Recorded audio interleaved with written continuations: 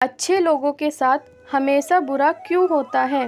गीता में श्री कृष्ण ने दिया है अर्जुन को इसका जवाब। गीता सार। आपने महसूस किया होगा कि जो लोग अच्छे कर्म करते हैं वो परेशान रहते हैं, वहीं जो बुरे कर्म करते हैं वो खुशी से रहते हैं। जबकि अच्छे कर्म करने वाले परेशान होते हैं कि आखिर उन्हें इतनी परीक्षा क्यों देनी पड़ रही है। जबकि जो अधर्म की राह में हैं वो खुश हैं और ज़िंदगी का लुत्फ़ उठा रहे हैं। अगर आपके मन में भी ये सवाल आया है तो आज हम आपको इसका जवाब देंगे। ये जवाब वो है जो भगवत गीता में लिखा है और श्री कृष्ण ने अर्जुन को दिया था। भगवत गीता में वर्णित कथा के अनुसार जब भी अर्जुन के मन में कोई दुविधा होती थी तो वो श्री कृष्ण के पास पहुंच जाते थे। एक बार की बात है, अर्जुन ने भगवान श्री कृष्ण के समीप आकर कहा कि वो दुविधा में है और इसका जवाब वो श्री कृष्ण से चाहते हैं। श्री कृष्ण ने पूछा कि क्या सवाल है? अर्जुन ने कहा, मुझे ये जानना है कि अच्छे लोगों के साथ हमेशा बुरा ही क्यों होता है, वहीं बुरे लोग खुशहाल दिखते हैं। अर्जुन के मुंह से ऐसी बातें सुनकर श्री कृष्ण मुस्कुराए और कहा, मनुष्य जैसा सोचता है और महसूस करता है वैसा कुछ नहीं होता है, बल्कि अज्ञानता की वजह से वो सच्चाई नहीं समझ पाता है। अर्जुन उनकी ये बात समझ नहीं पाए। इसके बाद श्री कृष्ण ने क्या कहा, आइए वो जानते हैं। श्री कृष्ण ने अर्जुन से कहा, पार्थ, मैं तुम्हें एक कथा सुनाता हूँ। उसे सुनकर तुम समझ जाओगे कि हर प्राणी को उसके कर्म के हिसाब से ही फल मिलता है। प्रकृति हर किसी को अपनी राह चुनने का मौका देती है। अब वो मनुष्य की इच्छा पर निर्भर करता है कि उसे धर्म की राह चुननी है या अधर्म की। कथा शुरू करते हुए श्री कृष्ण ने कहा, एक नगर में दो पुरुष रहा करते थे। एक पुरुष व्यापारी था जिसके जीवन में धर्म की बहुत महत्वता थी। वो पूजा पाठ में यकीन रखता था।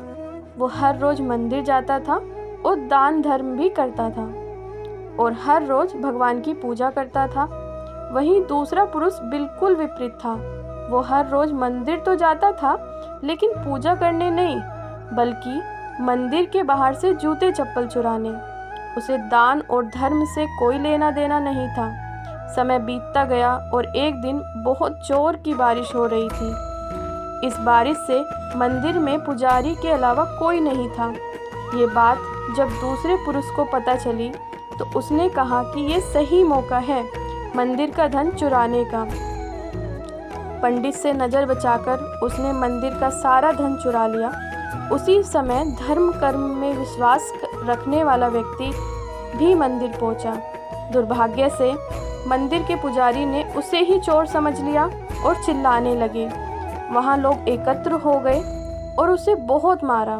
किसी तरह वो बचते बचाते वहाँ से निकला तो दुर्भाग्य ने उसका साथ वहाँ भी नहीं छोड़ा।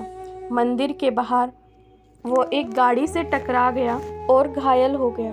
फिर वो व्यापारी लंगड़ाते हुए घर जाने लगा तो रास्ते में उसकी मुलाकात उस पुरुष से हुई जिसने मंदिर से धन चुराया था। उसने कहा, आज तो मेरी किस्मत चमक गई, एक साथ इतना सारा धन मिल गया। ये सब देखकर उसे बहुत बुरा लगा और उसने अपने घर से भगवान की सारी तस्वीरें निकाल दी। कुछ सालों बाद दोनों ही पुरुषों की मृत्यु हो गई। मरने के बाद जब दोनों यमराज की सभा में पहुँचे और भले पुरुष ने दूसरे व्यक्ति को देखा तो उसे बहुत गुस्सा आया। उसने क्रोधित होकर यमराज से पूछ ही लिया, मैं तो हमेशा अच्छे कर्म करता था, दान में विश्वास रखता था, उसके बदले जीवन भर मुझे अपमान और दर्द ही मिला, और इस व्यक्ति को नोटों से भरी पोटली, आखिर ऐसा भेदभाव क्यों? इस पर यमराज ने कहा, पुत्र, तुम गलत समझ रहे हो। जिस दिन तुम्हारी गाड़ी से टक्कर हुई थी वो दिन तुम्हारे जीवन का आखिर दिन था, परंतु तुम्हारे अच्छे कर्मों की वजह से तुम्हारी मौत सिर्फ एक छोटी सी चोट में बदल गई। तुम इस दुष्ट व्यक्ति के बारे में जानना चाहते हो? दरअसल इसके भाग्य में राजयोग था। मगर इसके कुकर्मों और अधर्म की वजह से वो सिर्फ एक छोटी सी धन की पोटली में बदल गया। कथा सुनाने के बाद श्री कृष्ण अर्जुन से कहते हैं, पार्थ, क्या अब तुम्हें तुम्हारे सवाल का जवाब मिल गया? ऐसा सोचना कि भगवान तुम्हारे कर्मों को नज़रअंदाज कर रहे हैं, ये बिल्कुल भी सत्य नहीं है। भगवान हमें कब क्या किस रूप में दे रहा है मनुष्य को समझ में नहीं आता है, मगर आप अच्छे कर्म करते रहें तो भगवान की कृपा हमेशा बनी रहती है। इसीलिए अपने अच्छे कर्मों को बदलना नहीं चाहिए, क्योंकि उसका फल हमें इसी जीवन में मिलता है। इसीलिए मनुष्य का फर्ज है कि वो हमेशा अच्छे कर्म करते रहें, क्योंकि श्री कृष्ण ने गीता में भी बताया है कि किसी के द्वारा किया गया कर्म बेकार नहीं जाता है, चाहे वो अच्छा हो या बुरा।